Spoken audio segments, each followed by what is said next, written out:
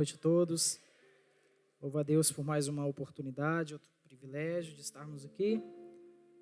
Quero agradecer ao pastor, aos líderes obreiros, o Solange, os obreiros no qual a gente está na direção. Enfim, meus queridos, abram as vossas Bíblias aí no livro de Malaquias, capítulo 3, fazendo um favor. Nós vamos estar lendo o 14 e o 15. Livro de Malaquias 3, 14 e 15. Amém? Leiamos então. Vós dissestes: inútil é servir a Deus, e que lucro temos ao guardar a sua ordenança, e em andar de luto diante do Senhor dos Exércitos. E agora, nós chamamos o orgulhoso de feliz. Sim, os que trabalham a maldade são estabelecidos. Sim, os que tentam a Deus são entregues. Amém? Podeis assentar. No nome de Jesus, fiquem à vontade. Essa noite nós vamos falar sobre fidelidade. E como o pastor já disse, fidelidade e o capítulo 3 de Malaquias não está diretamente ligado a financeiros.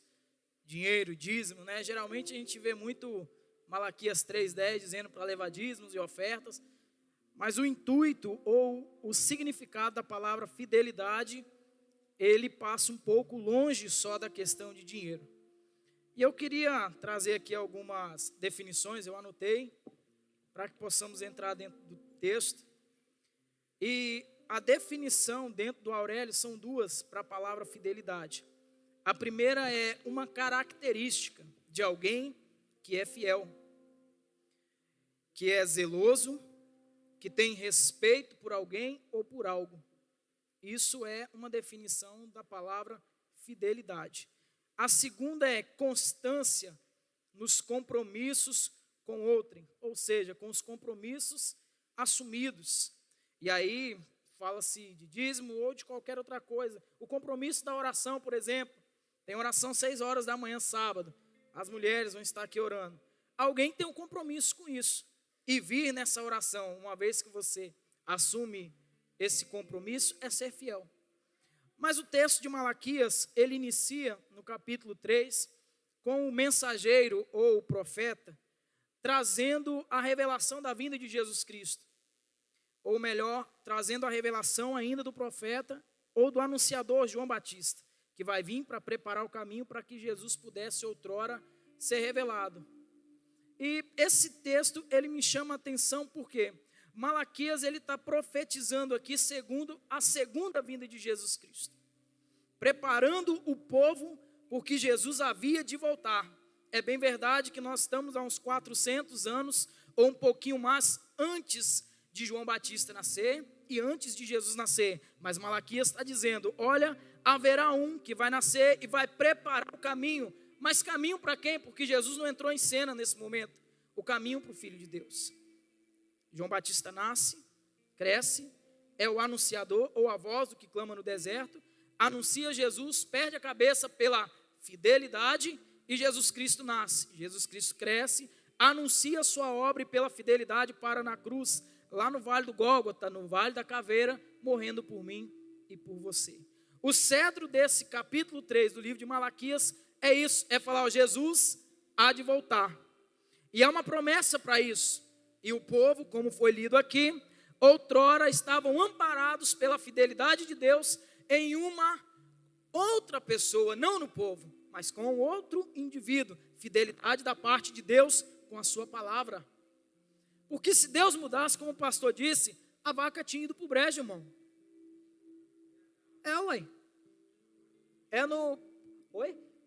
A vaca, o boi com as 4 patas, irmão. Estava todo mundo perdido. Porque imagine só, quando Malaquias está profetizando, se Deus usasse Malaquias para falar bem assim, olha, o meu compromisso era com alguém que morreu, vocês se virem. Deus haveria mudado. Haveria uma quebra de palavra aqui. Só que nós estamos falando de Deus. E a palavra fidelidade anexada com essa chave, eu queria trazer algumas coisas que eu disse lá no Pontal para nós aqui. Por exemplo, no livro de Gênesis, a fidelidade permite Adão e Eva estar no Éden. Mas a chave que vai abrir a porta da infidelidade os arranca de lá. Chama-se pecado. Quando nós estamos vendo Noé recebendo de Deus um projeto, Deus gosta de contar com pessoas. Deus faz projeto, mas tem que ter alguém para executar. Quando Deus fala para Noé assim, olha, eu vou destruir todo mundo. Só que você vai construir uma arca. Lá não tinha nem caído uma gota de chuva, irmão. Eles não sabiam nem o que era chuva. Mas olha a fidelidade com Noé com o plano de Deus. Noé aceita esse desafio, que é louco ao primeiro momento. Quem sabe a cidade inteira onde Noé morava falava que ele era doido. Perdeu o juízo, que chuva, que ninguém conhece. Tudo que é novo nos causa espanto e paralisa. Mas a fidelidade de Deus e a fidelidade de Noé com o projeto de Deus salva a família de Noé. A fidelidade de Daniel dentro da cova dos leões fechou a boca de um leão. Quando Daniel, pela fidelidade que tem com a palavra de Deus, é lançado dentro de uma cova, há uma chave invisível lá da mão de Deus, faz assim na boca do leão. Você vai fazer jejum, falou para o leão. Irmão, o leão, o instinto dele é de ser feroz. Está na genética do leão. Eu fico vendo esses programas no Discovery, eu já estou quase especialista em animal. Fico vendo aqueles camaradas investigando, estudando eles. Se uma presa passar na frente dele ali, correndo, ativa o instinto dele de perseguir. É dele isso. Imagina Daniel jogando dentro da cova dos leões. Tem que ter alguma coisa diferente lá para fechar a boca deles, chamado fidelidade. Fidelidade. Quando nós vamos olhar agora para Jesus Cristo, quando Deus projeta salvar o homem, Deus olha para a terra e não encontra nenhum justo. Há um que está sentado do lado de Deus e fala, eu vou. E há uma fidelidade ímpar entrando em ação aqui, porque Jesus, ele já desceu conhecendo o script da vida dele, a história dele. É diferente de nós. Nós não conhecemos o amanhã. Ele nem existe, na verdade, presbítero. Isso é uma ilusão. Nós projetamos as nossas vidas com uma certeza que nós não temos, que ninguém nos garantiu. Quer ver um exemplo? Todo mundo aqui trabalha, tem no seu subconsciente o seguinte, amanhã eu vou levantar cedo, vou me arrumar e vou para o trabalho. Há uma pergunta que ecoa, quem garante que você vai estar vivo amanhã? Ninguém. Só que Jesus é diferente, porque Jesus nasceu sabendo que dia que ia morrer, como que ia morrer e por que ia morrer. Mas há uma chave lá no céu chamada fidelidade. Observe que Cristo, ainda que teve momentos de angústia, como lá, ainda na oração, que os seus discípulos não conseguiram acompanhar o ritmo. Há um momento que Jesus na cruz se sente só, mas há também um momento que Jesus confia em Deus. A fidelidade de ambos entra em cena ali. Quando Jesus está morrendo na cruz do Calvário, irmão, Jesus era filho de Deus, ele era Deus, mas também ele era homem. A carne dele não queria estar lá. Observe quando o texto, quando a gente lê, quando Jesus está sendo crucificado, a Bíblia diz assim, olha a fala de Jesus, Pai, por que me abandonastes? O momento era caótico ali naquela hora, porque Jesus está vivendo um turbilhão de emoções. A primeira, o abandono, porque é bem verdade que o povo que Jesus veio salvar não quis saber de Jesus. Os homens que protegiam a lei, ou sacerdotes, doutores da lei, foram os mesmos que usaram a lei para crucificar aquele que veio para cumpri-la. Há um abandono da parte do povo para Deus. E no livro de Malaquias, quando Malaquias profetiza isso, ele está dizendo a mesma coisa para o povo naquele tempo, antes de Jesus voltar, antes de Jesus nascer. Porque o texto, ao lermos ele, olhar o texto, olhar o contexto, nós vamos ver ali o homem dando uma correção da parte de Deus para o povo. Ei, voltem para mim, retornem, ou se arrependam, venham até mim, porque Deus vai até vocês, ou porque eu vou até vocês.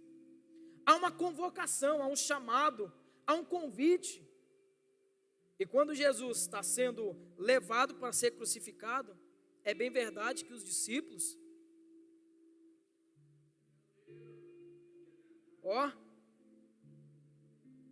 foram embora, irmão. A chave da fidelidade ali que havia sido erguida, quebrou. Porque cadê Pedro? Cadê João? Cadê Tiago? Cadê o restante? Não havia uma fidelidade em ser discípulos ali. E nós estamos falando de homens que viram coisas extraordinárias. Eles não vieram num culto de quinta-feira, talvez vestiram sua melhor roupa, usou seu perfume importado mais caro que tinha. Não, eles estavam acostumados a ver coisas excepcionais, pastor. Viram o cego enxergar como? Jesus cuspindo na areia, fazendo um lodo, passando no olho do homem, falar, vai lá e lava que você vai ver. Está vendo? É ver uma mãe trazendo um filho dentro de um esquife ou dentro de um caixão. Jesus para aquilo, quebra o protocolo e o menino levanta. Os discípulos estão assistindo isso. Os discípulos estão vendo Jesus indo para casa de um homem chamado Jairo, vê uma mulher que ninguém sabe de onde, no primeiro momento, toca Jesus meio que com medo, que não sabia o que ia acontecer, e está curada. E o outro está do lado dele bem assim, Jesus está atrasado. Já era para a gente estar chegando lá em casa, minha filha está morrendo e está vendo essa mulher aqui. Essa mulher não podia vir depois, sei lá, outra hora, marcar um horário. Eles viram tudo isso.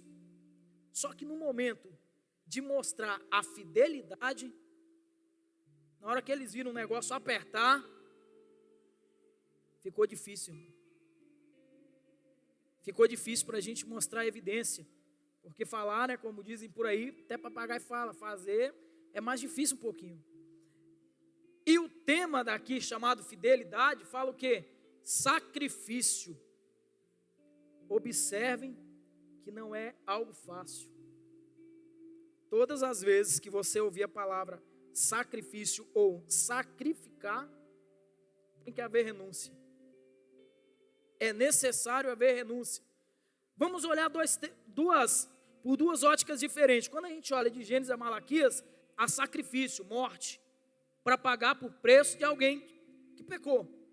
Seja pomba, seja um cabrito, um servo, alguém teria que morrer. Haveria um sacrifício. Quem está disposto a morrer hoje?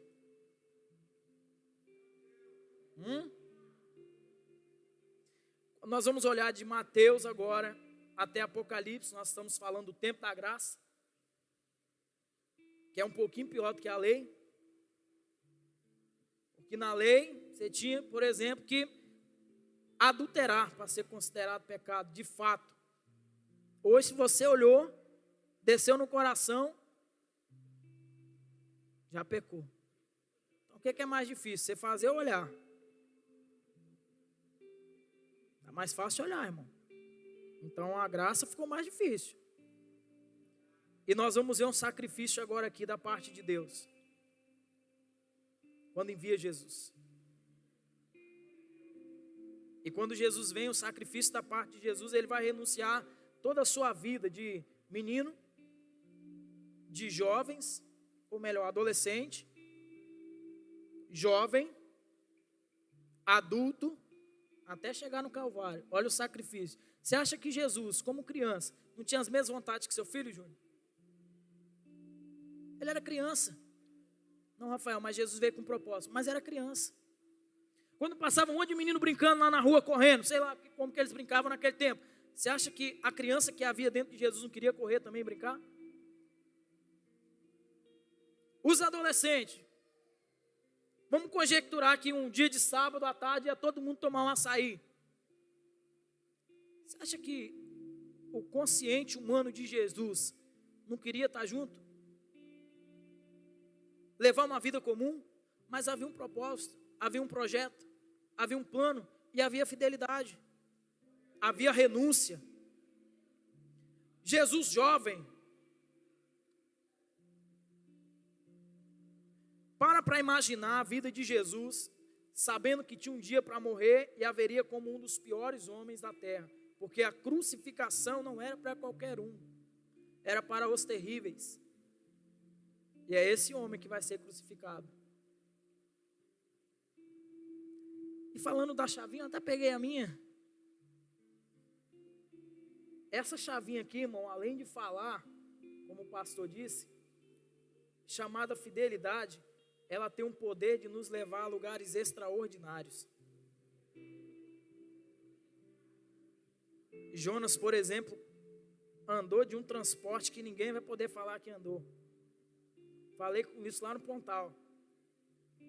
Às vezes eu fico observando os textos da Bíblia, e eu fico tentando imaginar como é que é o céu, e eu fico pensando Jonas lá no céu.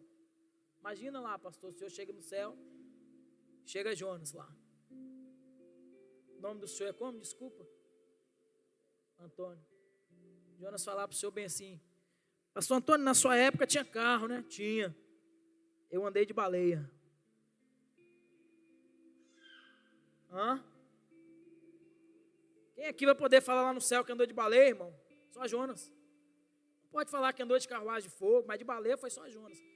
A chavinha da fidelidade. Só que a chavinha da fidelidade primeiro foi da infidelidade. Então cuidado com a sua chave. Cuidado qual é a chave que você mais tem usado no seu dia a dia. Porque a mesma que pode tornar a sua vida uma graça, pode te levar a uma desgraça. E desgraça não é palavrão que eu me refiro aqui não. É a ausência da graça de Deus. Porque Jonas era um homem íntegro. Deus o convoca para um projeto. Deus fala: Jonas, vai até Nínive. Vai levar uma palavra lá, porque lá tem um povo que Deus tinha interesse em salvar. Só que era um povo terrível, que tinha uma fama extraordinariamente ruim. Jonas fala: eu vou para Tarsis. Lá o povo é mais tranquilo. Deus está querendo salvar um povo mesmo. Então se é de Nínive, se é de Tarsis, só vai mudar o CEP. Continua sendo todo mundo gente e está tudo certo. E embarca dentro do navio. Só que Deus não estava interessado em salvar apenas um povo. Deus queria salvar o povo de Nínive. A chavinha de Jonas abriu a porta da desobediência. Jonas entrou no barco, comprou um itinerário equivocado e começou a viajar. O resultado, Jonas dentro da barriga da baleia. A Bíblia não diz baleia, só para a gente entender. A Bíblia fala um grande peixe. Vai Jonas andando de baleia. Ele compara aonde ele está na baleia como um inferno. Já parou para pensar? Escuro, frio e com um cheiro maravilhoso de decomposição de matéria orgânica. Peixe, possivelmente. Esse era o ambiente que Jonas estava curtindo a viagem dele. Até o momento que ele se arrepende e a chave dele vira. A história dele começa a mudar. A vida dele começa a ser diferente. Vamos olhar para dentro do Novo Testamento agora. João Batista, com a chave da fidelidade, cresceu com o projeto, filha de Isabel e Zacarias, conhecido como voz do que clama do deserto. Como que vocês são conhecidos? Como nós estamos sendo conhecidos? Como servos? Como fiéis? Como infiéis? Como crente mais ou menos? Como pastor diz aqui, um dia está aqui, outro dia está lá no mundo. São as portas que a nossa chave das escolhas estão abrindo. João Batista, quando nasce, ele vem com um propósito. Assim como eu e você. Ele cresce, o anúncio da vinda dele já causa um alvoroço na cidade. Porque o pai dele entra falando para fazer os seus serviços como sacerdote e sai mudo. Uai. O anjo leva a notícia. Foi tão impactante a notícia que ele meio que não sabia se estava muito acreditando ou não. O anjo: você vai ficar sem falar. Saiu mudo, já causou um alvoroço na cidade, porque o homem saiu mudo. Está todo mundo eufórico lá fora, esperando para saber o que Deus vai falar, o que ele tem como notícia. O homem não fala. A chavinha da dúvida estava lá no coração do profeta, ou do sacerdote, melhor dizendo. Era a chavinha da dúvida. Porque na hora que o anjo falou, ele não creu. Reflexo disso, a gestação toda calado. João Batista nasceu. Foi ser criado por um povo, a história vai dizer, os beduínos, acostumados a andar com a roupa que João Batista usava e comer mel e gafanhoto.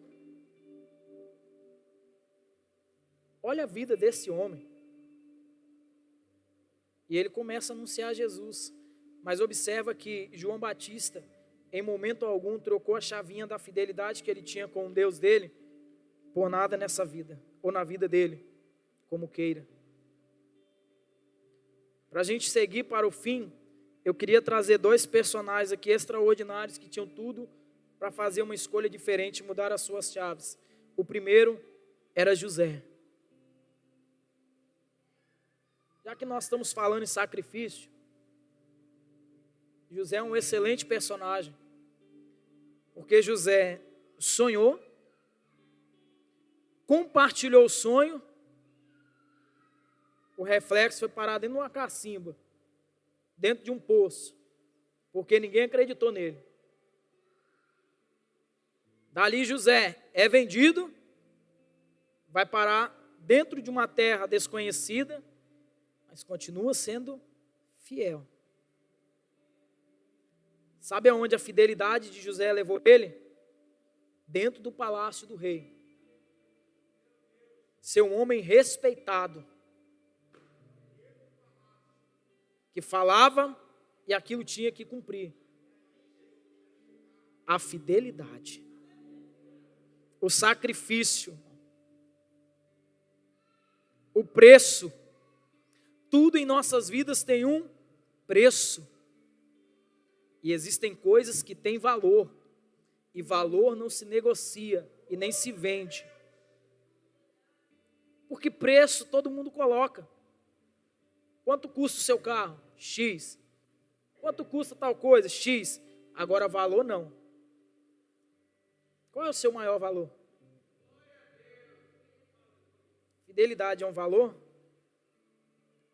Tem valor ou tem preço? Porque se tiver preço, alguém compra. A mulher de Potifar queria comprar.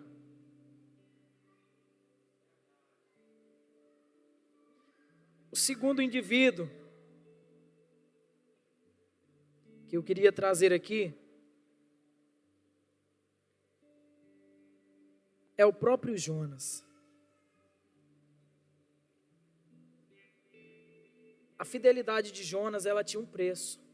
Não tinha um valor, porque foi negociável. E sabe qual foi o preço da fidelidade dele? O medo. O medo foi o preço que Jonas vendeu a fidelidade dele. Rafael, mas aquele tempo era difícil, talvez nós também teríamos medo. Mas eu estava fazendo uma retrospectiva essa semana sobre servir a Cristo. Nós temos uma dificuldade enorme em ser fiel. Porque a primeira palavra ali, é o que quebra a gente. Fala do sacrifício. O que nos atrapalha é essa palavra. Porque geralmente sacrifício está ligado à renúncia. E nós não queremos renunciar, nós temos dificuldades com isso. Nós temos uma dificuldade enorme em fazer as coisas de Deus, isso é notório, gente. Nós, eu digo nós porque somos todos, eu estou incluso nisso. Quer ver um exemplo? Sábado cedo. Muitas vezes nós trabalhamos a semana toda focada no sábado. Sábado eu vou dormir até 10 horas. Aí tem oração. Gente, logo no sábado, cedo. Acordei cedo a semana toda para trabalhar. Dá para colocar depois do almoço, de tarde. E a gente tentando negociar a nossa fidelidade com o nosso sono. Isso é normal. Isso é nosso. Está em nós. E aí entra a palavra sacrifício. Acordar cedo. É 6 horas a oração sábado. Então, para você estar aqui 6 horas, não tem como você acordar 6 horas na sua casa. A não ser que você teletransporte. Né? Você vai acordar 5 e pouco. Mesma hora que você acorda para ir trabalhar. Porque quem trabalha, glória a Deus, hein, irmão? Quem é peão igual eu, acorda 5 e pouco para ir trabalhar. Quem trabalha no comércio, acorda mais tarde. Para chegar aqui. Mas a nossa chavinha chamada fidelidade, ela deve ser inegociável. Inegociável, ela deve ter valor e não preço. Porque se nós colocarmos preço, alguém compra. Sempre haverá alguém que compra. Seja o dinheiro na infidelidade do dízimo, seja o nosso sono na infidelidade da oração, seja nas nossas conversas pelas redes sociais, na infidelidade da traição, seja no nosso comportamento, na infidelidade da desobediência ao seu líder, aos seus pais, ao seu pastor. Alguém sempre vai comprar quando coloca preço. Imagina Jesus tivesse colocado preço para te salvar, Mateus. Imagine se Jesus tivesse colocado preço para te salvar, Débora. Imagina se Jesus tivesse colocado preço para te salvar, pastor. Eu vou te salvar se você orar 70.000 horas no ano. É o preço. Quem está disposto a pagar, já imaginou? Jesus deu de graça. A fidelidade de Jesus na cruz do Calvário nos deu isso de graça. E se pegássemos todo o capítulo 3 do livro de Malaquias, batêssemos no liquidificador, coasse aquilo, o cedro da mensagem é: Jesus está te chamando. Ele está dizendo: vinde a mim, venha, se arrependa, renuncie, sacrifique-se e venha, porque eu ainda estou interessado em salvar. Porque a aliança era com Jacó, não era com o povo. Mas Jesus estava dizendo, ou o próprio Deus falando, através de Malaquias, estava dizendo o quê? Se arrependam, venham até mim, voltem para mim. E Jesus vem com a mesma mensagem. Jesus fala bem assim: vinde a mim. O convite continua sendo o mesmo: vinde a mim. Vinde a mim. Para concluir, use bem a sua chave, chamada fidelidade. Use para fechar as portas que não te levam para perto de Deus, porque elas sempre irão surgir. Use para abrir portas que te levam para mais perto de Deus, porque também haverão portas que precisam ser abertas. Mas há outras, em consequência disso, que precisam ser fechadas. Porque fidelidade é um sacrifício que faz o quê? Girar a chave. E para girar a chave da sua vida, só depende de você. Amém? Eu agradeço a minha oportunidade. Em nome de Jesus.